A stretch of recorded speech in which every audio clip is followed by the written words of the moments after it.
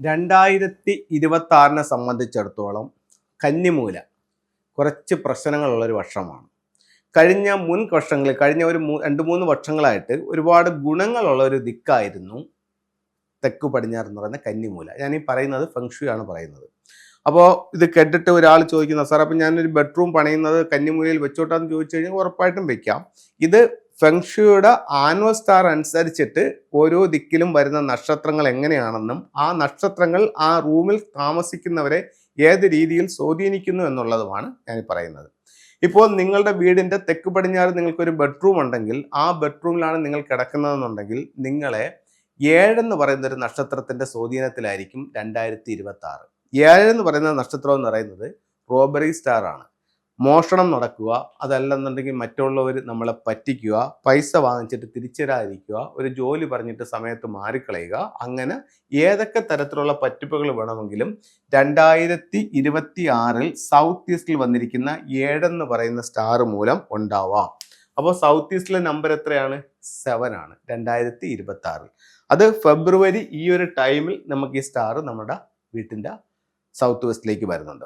ഇനി ഇവിടെ നിങ്ങളുടെ വീടിൻ്റെ പ്രധാന വാതിലാണെങ്കിലോ അത് നിങ്ങളുടെ വീട്ടിലുള്ള എല്ലാവരെയും ഒരുപക്ഷെ പറ്റിക്കാനുള്ള സാധ്യത കൂടുതലായിരിക്കും. അപ്പോൾ പലതരത്തിലുള്ള പല കാര്യങ്ങൾ പറഞ്ഞുകൊണ്ട് പല രീതിയിലും പറ്റിക്കാനുള്ള സാധ്യത ഉണ്ടാകും.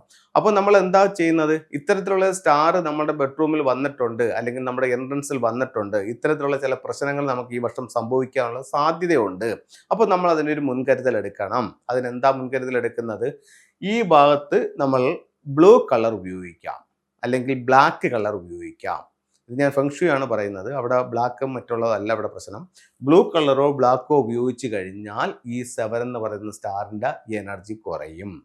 വീടിൻ്റെ ഔട്ട് സൈഡിൽ അവിടെ നമുക്ക് കുറച്ച് വെള്ളം വെക്കുന്നതും ഈ ഒരു ദോഷത്തിന് പരിഹാരമാണ് സൗത്ത് വെസ്റ്റിൽ.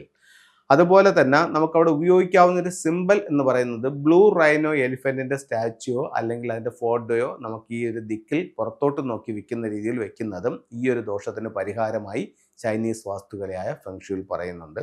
അപ്പോൾ നമ്മുടെ വാസ്തുപ്രകാരം നമുക്ക് ഏറ്റവും അനുയോജ്യമായൊരു ദിക്കാണ് സൗത്ത് വെസ്റ്റ് എന്ന് പറയുന്നത്. ഫെങ്ഷുയിൽ കഴിഞ്ഞ 2-3 വർഷങ്ങളായിട്ട് ഒരുപാട് ഗുണങ്ങൾ തന്നുകൊണ്ടിരുന്ന ഒരു സ്റ്റാറുകളായിരുന്നു അവിടെ വന്ന് പൊയ്ക്കൊണ്ടിരുന്നത്. പക്ഷേ ഈ വർഷം ഒരു മോശം സ്റ്റാർ വരുന്നുണ്ട്. അതിന് നമ്മൾ ഉറപ്പായിട്ടും റെമഡികൾ ചെയ്യുക.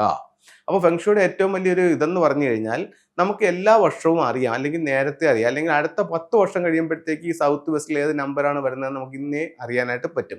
അപ്പം നമുക്കിതനുസരിച്ചിട്ട് ഓരോ വർഷത്തിനും തുടങ്ങുന്നതിന് മുമ്പ് അതാത് ദിക്കുകൾ നമ്മൾ അതിൻ്റെ വേണ്ട രീതിയിൽ പരിഗണിച്ചാൽ, അതായത് നല്ലതും മോശവുമായിട്ടുള്ള സ്റ്റാറുകളുണ്ട്, അതിനനുസരിച്ച് ഓരോ ദിക്കും നമ്മളൊന്ന് ഒരുക്കിയാൽ ഈ ദോഷത്തെ പരമാവധി ഒഴിവാക്കാനും സൗഭാഗ്യങ്ങളെ പരമാവധി വർദ്ധിപ്പിക്കാനും ഫെങ്ഷുയിലൂടെ നിങ്ങൾക്ക് സാധിക്കും.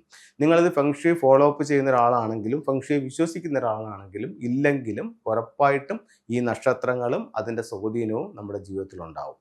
ഇനി ഫെങ്ഷുയിലെ ചില ടൂളുകളിലേക്ക് പോകാം.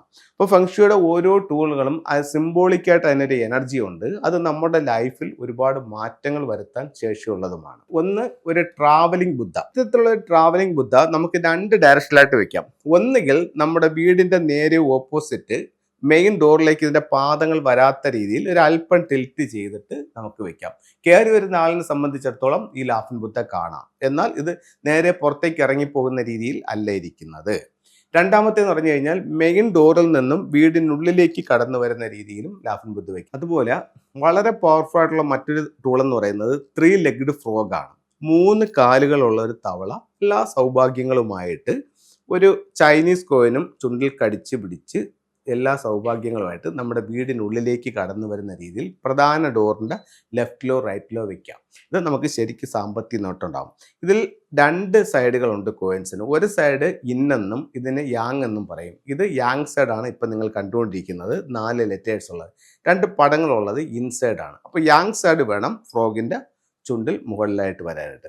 അതുപോലെ തന്നെ സ്റ്റോൺസ് എന്ന് പറഞ്ഞാൽ നമുക്ക് എല്ലാവർക്കും അറിയാം, സ്റ്റോൺസ് വളരെയധികം റിസൾട്ടുണ്ട്. അത് രത്നങ്ങളും ഉപരത്നങ്ങളും ഉണ്ട്. ഇപ്പം നമ്മൾ ഈ പരിചയപ്പെടുത്തുന്നത് ഉപരത്നങ്ങളുടെ വിഭാഗത്തിൽപ്പെടുന്ന സ്റ്റോൺസുകളാണ്. ഇതെല്ലാം നാച്ചുറൽ സ്റ്റോൺസ് ആണ്. ഇത് റോസ് ക്വാർട്സ് എന്ന് പറഞ്ഞിട്ടൊരു സ്റ്റോൺസ് ആണ്. ഇത് ലവ് എനർജിയാണ് ഇത് നമുക്ക് തരുന്നത്. അപ്പോൾ നമുക്ക് മറ്റുള്ളവരുടെ സ്നേഹം, ചിലർ പറയില്ലേ എനിക്ക് ആരുടെയും സ്നേഹം കിട്ടുന്നില്ല, അച്ഛൻ്റെ സ്നേഹം കിട്ടുന്നില്ല, അമ്മയുടെ സ്നേഹം കിട്ടുന്നില്ല, അങ്ങനെ ഭർത്താവിൻ്റെ കിട്ടുന്നില്ല എന്നൊക്കെ പറയില്ലേ. അപ്പം മറ്റുള്ളവരുടെ സ്നേഹം നമുക്ക് ലഭിക്കാൻ വേണ്ടിയിട്ട് നമുക്കിത് യൂസ് ചെയ്യാം. വിവാഹം നടക്കാനും ഇത് നമുക്ക് യൂസ് ചെയ്യാം. സ്ത്രീക്കും ഉപയോഗിക്കാം, പുരുഷനും ഉപയോഗിക്കാം. ഇത് ഗ്രീൻ ജേഡ് എന്ന് പറയുന്നതാണ്. ഇത് നമുക്ക് ഹെൽത്ത് പരമായിട്ട് മെച്ചപ്പെടാനായിട്ട് നമുക്ക് ഗ്രീൻ ജേഡ് ഉപയോഗിക്കാം. ഇത് കാർണേലിയൻ എന്ന് പറഞ്ഞിട്ടുള്ള ഒരു ഇതാണ്. ഇത് പല ഫിലിം സ്റ്റാർസുകളും ഉപയോഗിക്കുന്നുണ്ട്. ഇത് നമുക്ക് തൊഴിൽപരമായിട്ട് നേട്ടങ്ങൾ ഉണ്ടാവാൻ വേണ്ടിയിട്ടും കാർണേലിയൻ ഉപയോഗിക്കാവുന്നതാണ്. ഇത് ടൈഗർ ഐ ആണ്. നമ്മളെപ്പോഴും നല്ല ആക്റ്റീവായിട്ടിരിക്കാനും നമ്മളെപ്പോഴും നല്ല ഉണർവോടെ ഉന്മേഷത്തോടെ ഇരിക്കാനായിട്ടും ടൈഗർ ഐയുടെ സ്റ്റോൺസ് ഉപയോഗിക്കാം. അപ്പോൾ ചിലർ ചോദിക്കുന്നതിൻ്റെ നാളുകളോ കാര്യങ്ങളോ നോക്കേണ്ടതുണ്ടോ? ഇല്ല, രത്നങ്ങൾക്കാണ് നമ്മുടെ നാളും ഇതൊക്കെ നോക്കി ചെയ്യുന്നത്. ഉപരത്നങ്ങൾ നമ്മുടെ ആവശ്യങ്ങളനുസരിച്ച് ധരിക്കാവുന്നതാണ്. അപ്പോൾ എല്ലാവർക്കും എല്ലാ ഐശ്വര്യങ്ങളും ഉണ്ടാവട്ടെ എന്ന് പ്രാർത്ഥിച്ചുകൊണ്ട് നിർത്തുന്നു. നന്ദി, നമസ്തേ.